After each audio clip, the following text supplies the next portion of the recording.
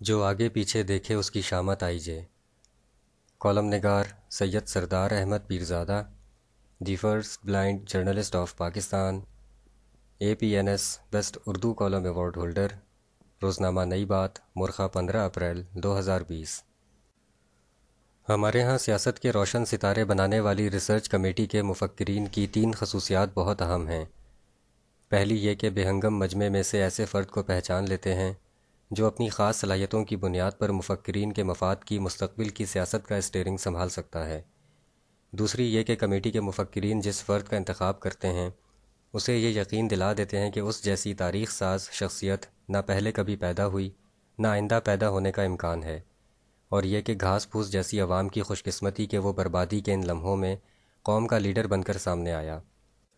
ان مفکرین کی تیسری ادا بڑی دل فریب ہے، وہ یہ کہ اپنے محبوب کے ساتھ چلتے چلتے ایک دم اکتا جاتے ہیں، یا یوں کہیے کہ عاشقی کا بوجھ زیادہ دیر اٹھائے رکھنے کے عادی نہیں ہوتے، یعنی عمر بھر ساتھ نبھانے کی قسم ان مفکرین کی ڈکشنری میں نہیں ہوتی۔ دوسری طرف جو درویش چپ چاپ سیاست کی آنی جانی دیکھتے رہتے ہیں وہ مندرجہ بالا تینوں اعمال کے نتیجے میں مستقبل میں رونما ہونے والی تبدیلیوں کا پہلے سے پتہ دینے لگتے ہیں۔ انہی سیاسی درویشوں کا اندازہ ہے کہ عمران خان کے حوالے سے وہ مفکرین اپنے پہلے 2 عمل بہت کم عرصے میں مکمل کر چکے ہیں اور اب تیسرے اختتامی عمل کے دائرے میں داخل ہو گئے ہیں۔ عمران خان کے سلسلے میں ان مفکرین نے پہلے 2 عمل بڑی تیزی سے پار کیے، اب تیسرا عمل مکمل ہونے کا سب کو انتظار ہے۔ تیسرا عمل مکمل ہونے میں تاخیر کا سبب امریکہ اور افغان طالبان کے درمیان فروری 2020 میں ہونے والا معاہدہ ہے، جس کے تحت تقریباً 14 ماہ کے اندر غیر ملکی افواج افغانستان سے واپس چلی جائیں گی۔ ان 14 ماہ کے دوران امریکہ پاکستان میں حکومتی تبدیلی کے حق میں نہیں ہے، لیکن مفکرین کی اپنے معشوق کے ساتھ قدم بقدم چلنے سے اکتاہٹ کا اظہار بھی کھل کر ہونا شروع ہو گیا ہے۔ جہانگیر ترین بہترین تھے یا کم ترین ہیں یہ الگ بات، لیکن یہ کون نہیں جانتا کہ وہ کس کے قریب ترین ہیں۔ ہماری شوگر ملز کے مالکان کا حدود اربہ پتہ کریں تو حیرت انگیز انکشاف ہوتا ہے کہ ملک کی تقریباً تمام شوگر ملیں بڑے سیاسی خاندانوں کی ملکیت ہیں، یعنی شوگر ملوں کے مالکان میں ایسے مالکان نہ ہونے کے برابر ہیں جو صرف کاروباری ہوں اور ان کا سیاست سے کوئی تعلق نہ ہو۔ بجلی گھروں کے 1994 میں ہونے والے IPPs معاہدوں کی بات کریں تو ان دنوں کے اخبارات گواہ ہیں کہ اس وقت بے نظیر بھٹو کی حکومت جب یہ مہنگے معاہدے کر رہی تھی تو بہت مخالفت ہو رہی تھی، یہاں تک کہ پیپلز پارٹی کے اندر بھی ان معاہدوں کی مزاحمت موجود تھی، لیکن اپنی حکومت برقرار رکھنے کے لیے بے نظیر بھٹو کو انٹرنیشنل دباؤ کے آگے چپ سادھنی پڑی اور معاہدے ہو گئے۔ نواز شریف جب دوبارہ وزیر اعظم بنے تو انہوں نے ان معاہدوں کو ختم کرنے کی ہر ممکن کوشش کی، یہاں تک کہ IPPs کمپنی مالکان کو حسب معاہدہ ایک خطیر لمسم رقم دے کر معاہدوں سے عوام کی جان چھڑانے کی کارروائی بھی شروع کی گئی، لیکن سونے کے انڈے دینے والی مرغی کو ایک دفعہ ہی ذبح ہوتے دیکھ کر IPPs کمپنیوں میں الارم کی گھنٹی بج گئی اور نواز شریف کو اس کی سزا بھگتنا پڑی۔ چینی اور گندم سبسڈی اسکینڈل ہو یا IPPs سے پاور کانٹریکٹ کی انکوائری رپورٹیں ہوں،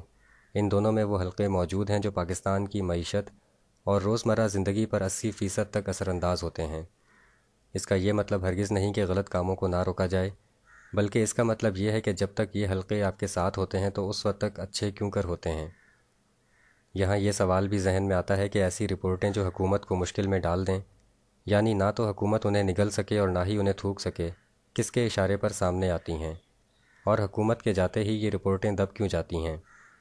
عدلیہ کی طرف سے مشیران کی کارکردگی اور کابینہ کی فوج ظفر موج پر آبزرویشن بھی عمران خان کے استحکام کے لیے لمحہ فکریہ ہے۔ اس کے علاوہ شہباز شریف کا بغیر کسی اہم وجہ کے ملک واپس آ جانا، خواجہ سعد رفیق اور خواجہ سلمان رفیق کی پرویز الہی سے تقریباً 2 دہائیوں بعد ملاقات ہونا وغیرہ کو بیک گراؤنڈ کی ہلکی پھلکی موسیقی کے طور پر لیا جا سکتا ہے۔ کٹیا میں بیٹھے سیاسی درویش کہتے ہیں کہ مفکرین اپنے تیسرے عمل کو مکمل کرنا چاہتے ہیں، لیکن افغانستان سے غیر ملکی افواج کے انخلا کا عرصہ رکاوٹ ہے۔ ہو سکتا ہے سیاست کے روشن ستارے بنانے والی ریسرچ کمیٹی کے مفکرین اس کا بھی کوئی حل نکال لیں اور پرامن حکومتی تبدیلی افغانستان سے غیر ملکی افواج کے پرامن انخلا پر اثر انداز نہ ہو۔ جب کمپیوٹر اور موبائل کی ناقابل علاج وبا نہیں تھی تو اس وقت کے نوجوان لڑکے لڑکیاں اپنے اپنے طور پر چاندنی راتوں میں ایک کھیل کھیلا کرتے تھے جسے کوکلا چھپاتی کہا جاتا۔ کھیل میں حصہ لینے والے افراد ایک بڑے دائرے کی صورت میں زمین پر بیٹھ جاتے، ان میں سے ایک فرد کپڑے کا موٹا رسا بنا لیتا، زمین پر بیٹھے سب لوگ آنکھیں بند کر کے سر گھٹنوں میں دبا لیتے۔ کپڑے کا موٹا رسہ پکڑے ہوئے وہ فرد زمین پر بیٹھے افراد کے دائرے کے ارد گرد دوڑتا اور بلند آواز میں کہتا جاتا، جو آگے پیچھے دیکھے اس کی شامت آئی جے۔ رسے کو ہاتھ میں لیے بھاگنے والا فرد دائرے کے گرد بھاگتے بھاگتے اچانک چپ چاپ کسی کے پیچھے وہ رسہ رکھ دیتا اور خود اسی رفتار سے بھاگتا جاتا۔ اگر اس فرد کو جس کے پیچھے رسہ رکھا جاتا پتہ چل جاتا تو وہ ایک دم اٹھ کے رسہ اٹھا لیتا اور رسہ رکھنے والے کے پیچھے بھاگنا شروع کر دیتا تاکہ اس کی رسے سے پٹائی کر سکے۔ اگر رسہ رکھنے والا فرد تیزی سے بھاگتے ہوئے اٹھنے والے کی جگہ پر بیٹھ جاتا تو مار سے بچ جاتا۔ اگر جس کے پیچھے رسہ رکھا جاتا اسے رسہ رکھنے کی خبر نہ ہوتی تو بھاگنے والا دائرے کے گرد چکر مکمل کر کے دوبارہ رسہ اٹھا لیتا اور بے خبر بیٹھے اس فرد کی پٹائی شروع کر دیتا۔